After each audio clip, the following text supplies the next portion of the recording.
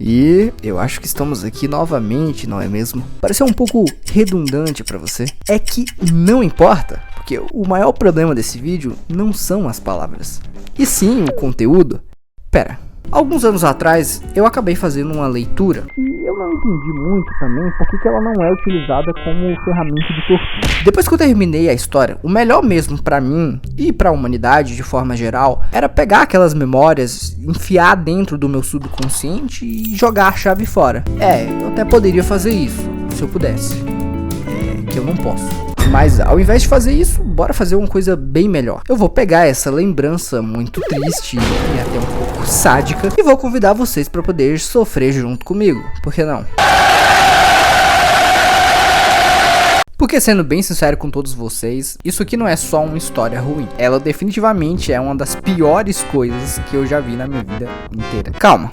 Você vai entender por que eu tô falando isso. Claro que a história não é nenhum mistério, vocês estão vendo aí na thumbnail. Só que a gente vai fazer algo engraçado aqui primeiro. Antes de detonar a história, a gente vai, ironicamente, dizer o quanto de potencial isso aqui tinha. É engraçado, gente, eu sei, mas é assim mesmo. Amor e ódio sempre acabam andando juntos, querendo ou não. Goblin Slayer é um mangá que fez bastante barulho aí no seu lançamento, não de uma forma positiva. A gente vai chegar lá. Goblin Slayer é uma história de fantasia que acaba se comunicando muito, não com o seu gênero, mas sim com a indústria da fantasia, usando conceitos muito específicos que você vai encontrar por aí pelo nome de High Fantasy, sendo mais específico aos jogos de RPG de mesa. Para quem gosta desse tipo de fantasia e para esse tipo de jogo, vai notar interessantemente um monte de referências às dungeons, os goblins, as guildas, a hierarquia entre os aventureiros e os personagens principais, que são claramente uma referência às classes de RPG. Tudo isso é uma grande influência e uma influência muito bacana de se ver, que acaba determinando a própria personalidade da história. O primeiro episódio é um compilado dos 2 primeiros capítulos do mangá,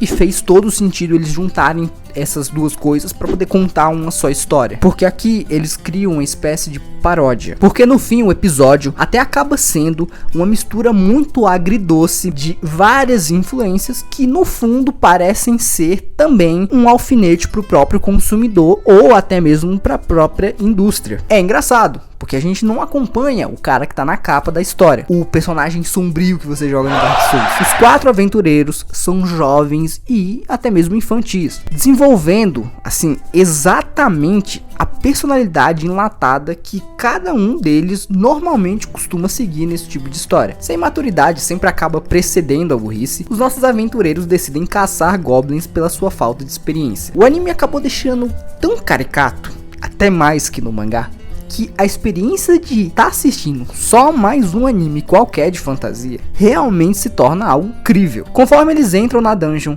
coisas esquisitas começam a acontecer e a gente começa a perceber que tudo que a gente acabou vendo antes eram só ferramentas para poder contar uma outra história, mesmo sendo coisas genéricas, clichês e muito mal vistas hoje em dia. É uma ótima forma, como eu disse antes, de acabar fazendo uma boa crítica. A dungeon, que é um elemento muito comum de RPG, se torna agora um cenário sombrio e terrorífico. Ter jogado os aventureiros na tua cara de qualquer jeito faz todo sentido agora, porque o passado deles é contado enquanto eles são totalmente dilacerados. O gore é jogado sem introdução nenhuma, porque desse jeito fica muito mais fácil deles deixarem claro a antiga história que eles estavam contando e a história que eles estão contando agora. E muitos desses elementos que foram mostrados acabaram sendo usados para contar o que eles realmente queriam contar, que é um Dark Fantasy, que é exatamente o contrário de um High Fantasy. É claro que a segunda parte, e a mais importante, é dele, mas a gente precisa entender que ele só vai funcionar como personagem justamente por causa disso, de todas as coisas que aconteceram antes. É bem comum a gente trazer para perto as sombras e o herói de verdade vir na verdade de dentro dela. O que eles fazem realmente não é novo, mas é bem feito. Assim, Por mais que eles se inspirem nos RPGs clássicos, isso aqui parece muito, eu não sei porquê, mas soa muito como se eles estivessem sacaneando de verdade os fantasies de hoje em dia. Tapando o rosto do cara, eles se recusam a dar pro protagonista deles a mesma cara que todo principal genérico tem hoje em dia. Explorando armadilhas caseiras, armas simples, táticas de emboscada, eles decidem primeiro buscar o simples, ignorando magias overpowers e poderes roubados. E a maior prova que o objetivo deles realmente era tentar quebrar esses estereótipos, esses paradigmas, é essa cena bem aqui. Em um certo momento, eles encontram um ninho de filhotes. Ele explica que se eles soltarem os filhotes, que eles já vão crescer com ódio do massacre que eles acabaram vendo. Para ele, não existe chance nenhuma de goblins serem realmente bons. Por mais que a teoria dele faça sentido, é exatamente nesse tipo de cena que sempre a história usa para poder testar o caráter do personagem e provar que ele é bom independente da oportunidade. E isso faz todo sentido. O capítulo acaba se encerrando contando como esse tipo de coisa acaba sendo bastante comum. Como aventureiros decidem escolher esses tipos de missões de goblins e acabam presenciando um verdadeiro pesadelo. Mas esse vídeo não era justamente pra falar como que isso aqui é a pior coisa que eu já vi? Então, é como eu disse pra vocês. Realmente eu disse isso. É que é engraçado ver algo que começou muito bem, vamos ser generosos, e terminar de uma forma completamente desastrosa. É muito diferente. Vamos começar falando pelo pior, então. Eu fiquei esse tempo todo e eu não citei o que mais Goblin Slayer acabou chamando atenção quando ele foi lançado. E não foi pelas referências de RPG. Acredite você ou não. Ele chamou muita atenção, na verdade, porque quando ele foi publicado, ele foi amplamente criticado pelo excesso de violência que a história tinha. Isso apareceu algumas vezes durante o primeiro episódio e, assim, definitivamente, eu não acho que isso é um problema. Se você fica chocadinho com esse tipo de coisa, você tem a opção de não assistir. Falando aqui como um fã do terror de forma geral, esse é o tipo de coisa que aparece. De coisa aparece e tá dentro de coisas tão ruins lá na caixinha do gore, porque a gente tem que lembrar e nunca se esqueça disso: nesse gênero a violência é uma ferramenta, ela tem uma função. Aqui ela faz sentido justamente porque o tom da história era de um dark fantasy sombrio. Agora é diferente quando a gente sai do primeiro episódio, que é quando a maior parte dos problemas realmente começa a ficar sério. Porque o fanservice mesmo, aquele que você conhece muito bem, você vai perceber que ele é uma coisa muito frequente. E é daqueles bem toscão mesmo, tá ligado? Nesse contexto, até essas cenas mais pesadas passam a ser também uma forma de fanservice. O fanservice aqui, infelizmente, vai passar a ser mascarado como violência. Porque aí, até o tom de terror acaba sumindo também. Em alguns momentos ele até é respaldado, mas de uma forma geral, isso aqui não é mais uma história de terror.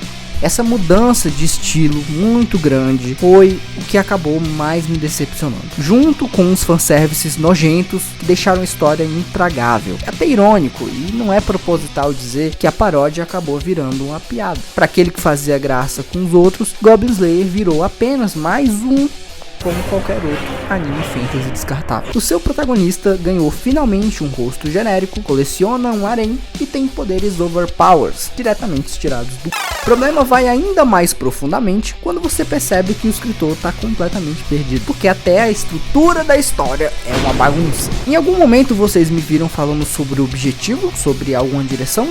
Pois é, não importa se você quer ser o rei dos piratas ou o Hokage da vila, a história precisa de uma direção. E em Goblin Slayer, absolutamente nada acontece. A história é dividida em grandes arcos, onde monstros são as grandes ameaças. Só que em nenhum momento a história se importa em usar esses arcos para poder desenvolver personagem ou porra nenhuma. Nada muda e nada acontece. Uma história estática é uma história morta. Além de não contar nada, os arcos ainda são desinteressantes. Você se lembra das batalhas táticas em que o cenário era uma ferramenta bem pensada?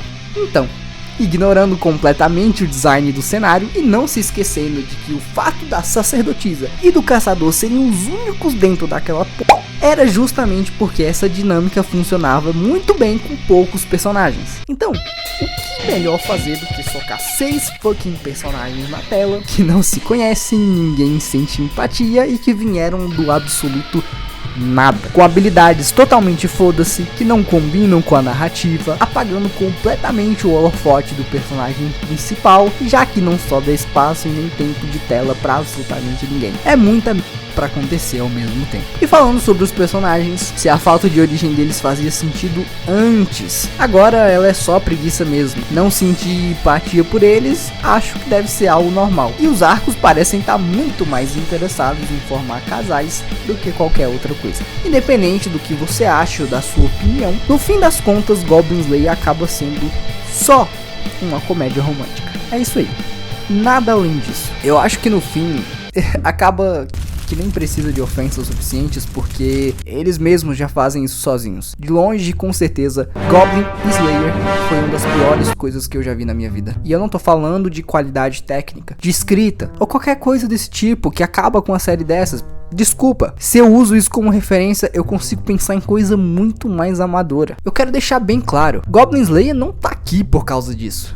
Não só, é também, mas não só isso. O que faz disso tão ruim pra mim é a quantidade de clichês enormes que ela junta num lugar só. O herói coitadinho, que é injustiçado, os interesses românticos exageradamente forçados e um fanservice muito irritante. Todas as influências e meta-referências que eu contei antes foram totalmente substituídas pelo velho jeito de se fazer animes. A irônica falta de estilo e até mesmo o elemento que dá nome pra obra, pode ter certeza, só continua aparecendo ali porque ele dá nome à obra. O negócio é que a escrita é tão pobre que a maioria dos episódios só tenta ficar recriando o que aconteceu no primeiro episódio. 1, 2, 3, 4, 5, infinitas e infinitas vezes. Na verdade, chega num certo momento que você começa a perceber que esse excesso, essa quantidade tão grande de gore, de fanservice, é só uma forma que eles têm de esconder a pobre narrativa que eles têm, numa tentativa muito medíocre de segurar a tua atenção na tela. Porque a maioria dessas histórias muito enlatadas, muito genéricas, eu nunca vi isso de uma forma tão agressiva, sem se considerar exatamente o que ela é. E seria muito mais fácil se Goblin Slayer se denominasse um ecchi ou até uma coisa pior. Só isso por si só já faz de Goblin Slayer uma das piores experiências que eu já tive. E já é a terceira vez que eu repito isso. Só que isso consegue ser pior se a gente olha além das páginas, se a gente olha para coisas externas. Se nós pesquisarmos sobre a maravilhosa obra de Kumo Kagyu, o cara que se recusa a mostrar o rosto porque colocar moças que parecem muito jovens em contextos muito estranhos não é ruim só aqui. Vai por mim, lá também é. Então é bem normal esses caras usarem apelidos e não terem nem sequer uma foto de aniversário vazada. A ideia de Goblin Slayer não vem de um mangá, mas sim, ela vem de uma revista mais simples, com muito mais texto e todas as enrolações possíveis. Não é que as light novels sejam ruins, mas é que elas têm estruturalmente tudo pra poder te enrolar. Todos esses vícios de narrativa e de escrita que a gente viu acabam derivando da light novel. Mesmo querendo ser muito diferente uma das outras, Goblin Slayer ainda é uma concha de retalhos que catam um pouquinho de cada gênero e entrega o pior de todos eles. Isso normalmente é o que acontece com obras pensando só no seu lado comercial. E falando em dinheiro, se você reparar bem, a light novel deu origem a um mangá, um anime, um filme e até spin-offs. Não que o Caçador e seus Goblins tenham história pra contar, mas em alguns momentos a gente até vê alguma coisa de fundo. Não que ela conduza a trama, é pedir demais, mas fala um pouco sobre como o universo ali dentro da história é controlado por dados em algo que é muito parecido com um jogo de RPG. E de heróis em lutas contra ameaças muito terríveis, que são muito superiores a que a gente acaba vendo. Esses detalhes podem até ser um enfeite, mas são muito pequenos no meio dessa inteira. A não ser que você queira usar isso para vender coisa nenhuma sobre uma. E esse é o ponto. Não dá para poder não notar como Goblin Slayer tentou ser uma franquia. E essa é a palavra. Franquia. Há alguns anos, alguns novels acabaram furando a bolha e se tornando todo um conjunto de coisas. Você só precisava de uma ideia e o resto era meio que feito sozinho. Pensar que até jogos foram feitos para isso me mostra só como algo que ainda nem saiu das fraldas foi construído desde o primeiro dia como um projeto comercial. Não que você não possa ganhar dinheiro com a sua arte.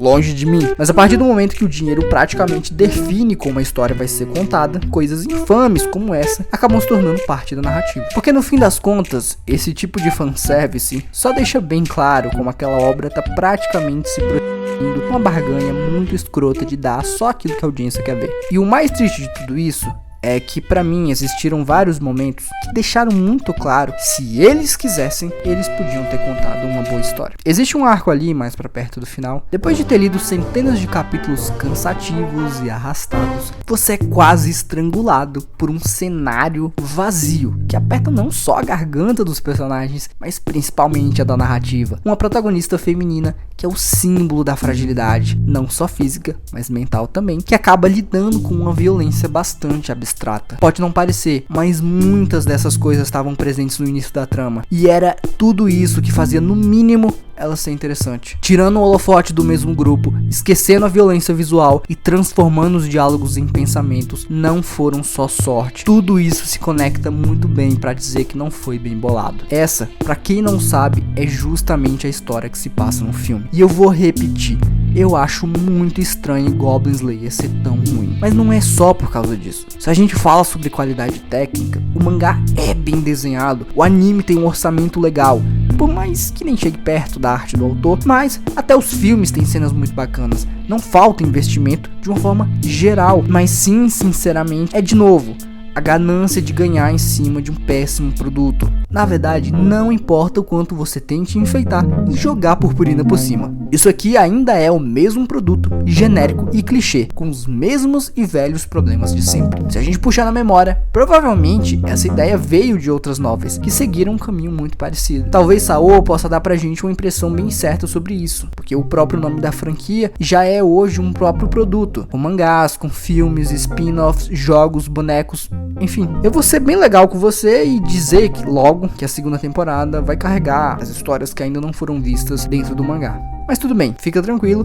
elas continuam cada vez pior e não são muito diferentes do que eu já falei aqui. Faz um favor pra você mesmo e vai ler qualquer outra coisa com mais qualidade e de preferência que não tenha nada a ver com caçadores e com goblins juntos. Não é só isso aqui, mas existem muitas obras que são feitas exclusivamente por dinheiro. Em um terreno desses, nenhum tipo de criatividade jamais vai nascer. O que basta no fim é que todas elas sejam esquecidas e jamais lembradas.